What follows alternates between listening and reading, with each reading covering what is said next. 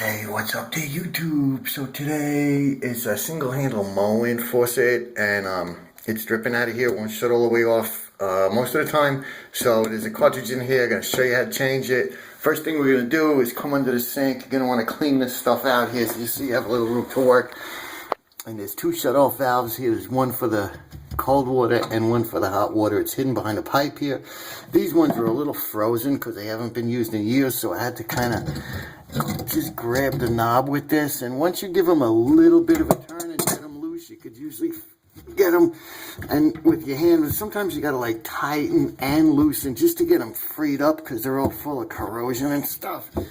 This one's just starting to turn, so again, I'm turning it both ways until there it goes. Okay, just clearing out the threads in there, and then we want to shut it off.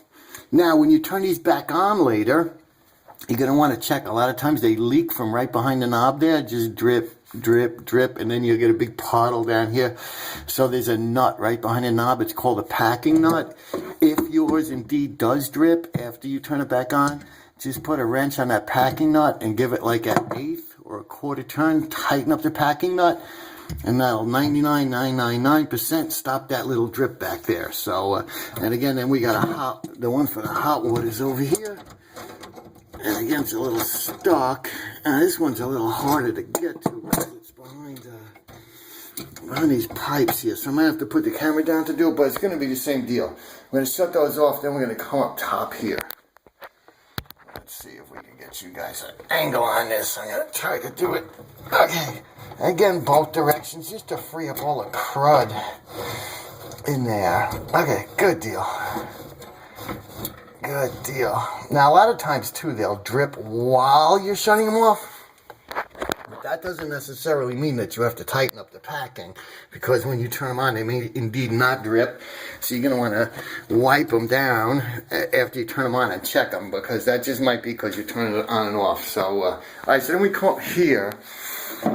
Now, because those shut-off valves are all full of junk and stuff, and even if they weren't, we're going to want to take this aerator off, because when we turn it back on, there's going to be a lot of crud in the pipe from doing that on-off thing down there, and we're going to clog up the screen in this aerator. So I want to put a wrench on here and gently, as long as it's not frozen. This one might indeed be frozen, so we're not going to horse it off.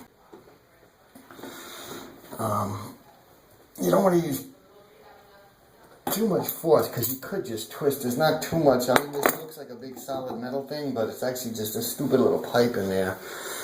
So that aerator we may just indeed leave. Alright, so we'll turn it on just to check that the water is indeed off, and it is. We have to take the plastic cover off this knob, and I usually use the blade of a utility knife, but careful not to scratch the plastic handle. And I'll just kind of, let's see if I can show you. I just kind of stick the knife under the lid and just take the lid off, okay? Then we're going to take that screw out. Locking thing right here. You see that little hole? Now you could use a tool like this, okay, and just stick it in that hole and pick it up. Or you could use like a pick.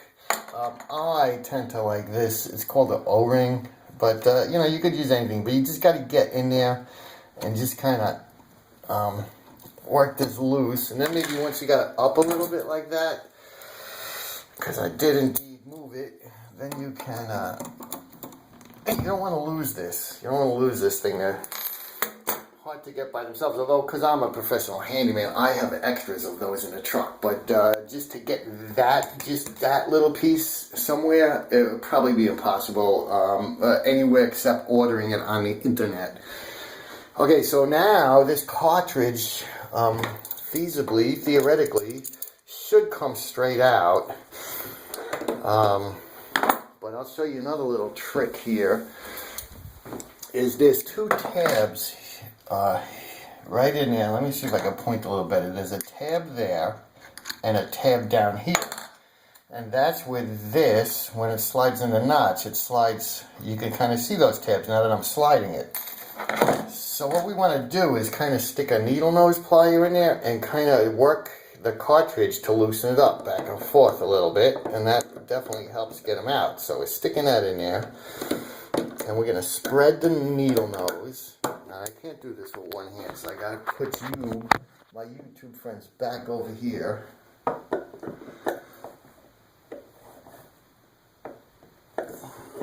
As we attempt,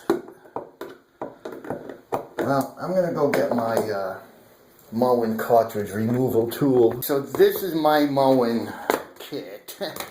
And as I told you, I do have extras of those little things, but this would be the replacement cartridge here. It's going to look something like this, and it's going to come with like this little plastic cap that goes on the end that a wrench could fit on, and that could indeed help you loosen up by twisting, like I told you, the old cartridge, so it loosens up. And this comes with every new cartridge, and it also helps align the new one, so you could slip those that little piece in there. But it's plastic, and it doesn't always work, because sometimes they're really stuck. So I have this Moen cartridge puller tool that really helps out in all kinds of situations. Like even if you pull the center shaft out, this tool could fit in there and do it. But this is the end we're going to use to, and you kind of screw it on. I'm going to do it with both hands, but you kind of screw it on, and then it gives you the leverage to loosen that cartridge, and then you can pull it out. And here is a cartridge in a package. So and I have the extra air meters and stuff. So alright, let's see if we could do this without breaking this thing. Okay, because what happens is these rubber O-rings, they've been sitting there. I mean, this thing might be 15, 20 years old, and they get all corroded and kind of stuck in the barrel of the faucet. So that's why it's stuck in there. So now we just have to free it up. So we're going to fit this cartridge removal tool. We got to screw it on. And we're going to fit its ears over the ears of the cartridge. I can push my tool down, and I can get good contact on that cartridge ears in there.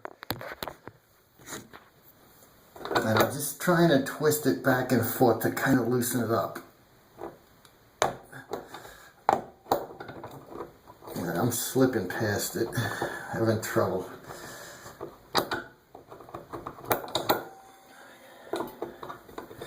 So now I'm going to try to pull it straight out. That's not working either.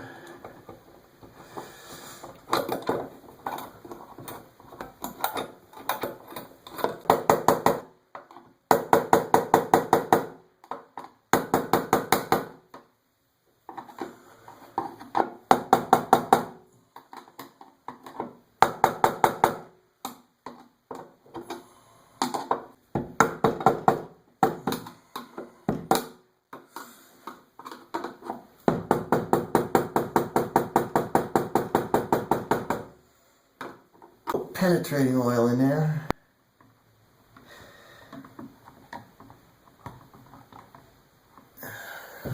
Never hurts.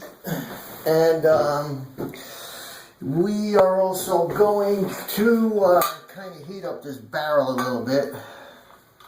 But we don't want to blast the torch with the flame because it may discolor it.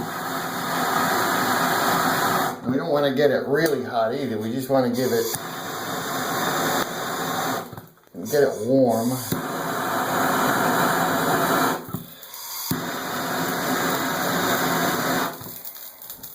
Oh, nice and sizzly.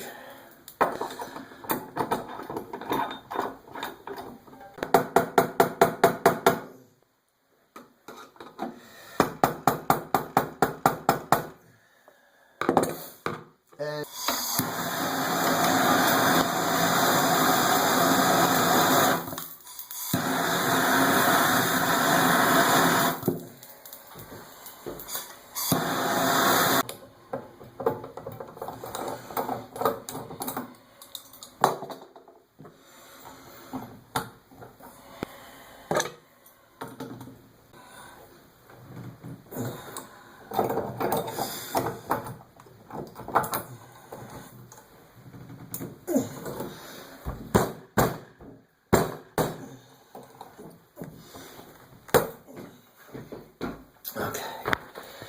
So what we've succeeded in doing is pulling out the center shaft of the cartridge, which still leaves half of it in there, so we're not in much better shape. But this tool, now we can stick this end of the tool in there, and we can get better leverage on that. Let me show you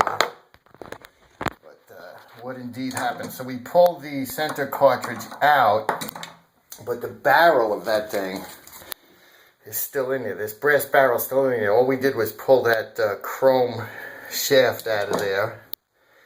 Okay, so we pull the chrome shaft, but it's still in there. But we can stick this in there, and it has this little, like you slide this little locking ring over that button. And you stick it in there, and then it pushes off, and that button comes out and locks into something in there, and then you can get more leverage to pull it out. That's the theory. I've done it a couple of times. Let's see what happens. But what's happening is when I really pull on it, the whole sink is coming up from the countertop. I don't want to end up with the whole sink in my hand.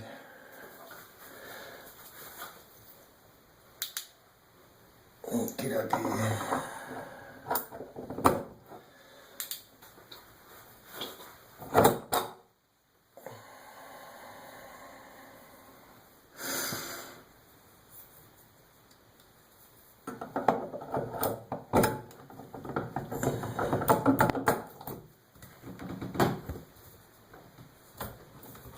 Okay, so now now that I have this special tool in there, you can see I'm actually turning. Let me get you an angle on it. I'm actually turning. You can see that top tab. So I'm actually turning the whole barrel now. So we're going to loosen it up, and then okay, there it is. Okay, so the tool actually worked, but you can see how corroded, all that corrosion compared to the new one right behind it, and that's why it was stuck in there. So. Alright, so now we're just going to clean up that hole. We're going to stick a rag down there. No sharp tools because it's brass, it's soft. We don't want to scratch it, but we're going to like twist up a rag, stick it in there, turn around, clean out, pop the new one in, reassemble it, and we're back in business.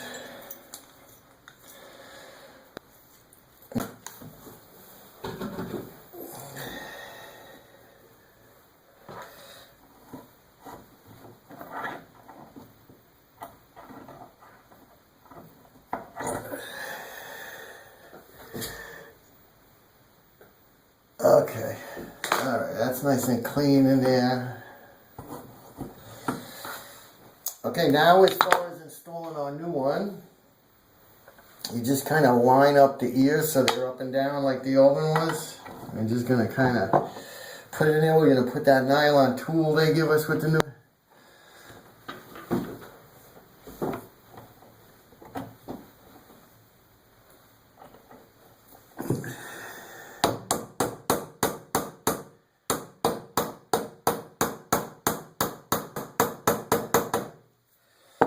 Send it home. We're going to put our thing in there, and that has to go through the slot. And let me show you, it goes through this slot here. It goes through that slot, and then it goes past both ears, the top ear and the bottom ear, and then it clicks. It kind of clicks in there, so it's like that. And that's in. The next thing that goes, and I'm going to be kind of cleaning as I go along here, because I told you it's a good chance to clean some of this stuff. We're going to clean around here, because when the knob's on, a lot of this parts you can't get to. Okay, we're going to clean this little ring, this little trim ring, and that part goes over that little tab we were just messing with. And that's on. The next thing that goes is this. This limits like how far it could turn on these faucets. So we're gonna slip that on there. So it just doesn't like turn from hot to cold to turn. You gotta like turn it back and forth. So that's all that this does. And then we're gonna clean our knob up a little bit, inside and out. And I sure hope this video helps everybody with these Moens. They can be a little stubborn to get them out, but it will come out. I mean, it's just a matter of freeing it up, because you saw how much gunk is on there from all the years of just sitting there. Those O-rings just get frozen in place. Okay, so this is looking a lot cleaner, and we're just gonna slip that on there. Now, another thing I'm gonna tell you, I'm gonna turn this on, and I'm gonna check that the hot is to the left, and when you turn to the right, it turns cold. If it's reversed, and this is the trick here, if your hot and cold is reversed, all you do is take your knob back off and turn this around a half a turn, 180 degrees, and you put your knob back on. And that works for Moen faucets, for tubs, any kind of thing that has this Moen cartridge. If the hot and cold is reversed, take the knob off, turn that shaft, and this is the shaft here, halfway around, 180 degrees, and you'll fix up your, and it's a 50-50 shot when you put it in, if it's going to be right, but I always have it reversed, and so even now that I flipped it around, it's still going to be reversed, because it's like Murphy's Law, always like 180 degrees backwards. Okay, now we're going to put the handle screw on, although I shouldn't, because I know my hot and cold are going to be reversed, because that's just the way it is, but we're going to put it on.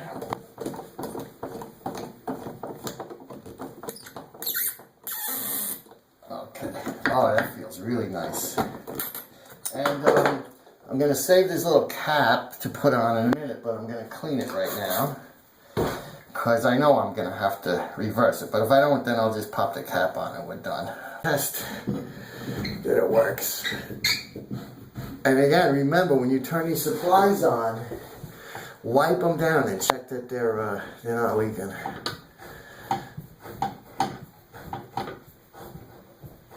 Okay.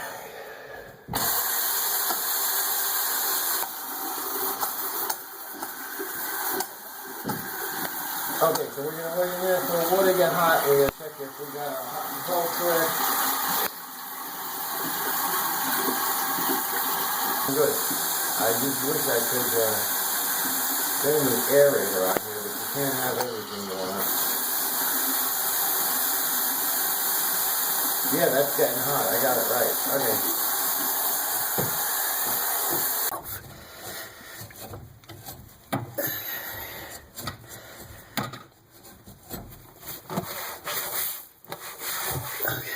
And we just let it sit a minute, and then we're going to stick a dry finger back there and see if it comes out dry.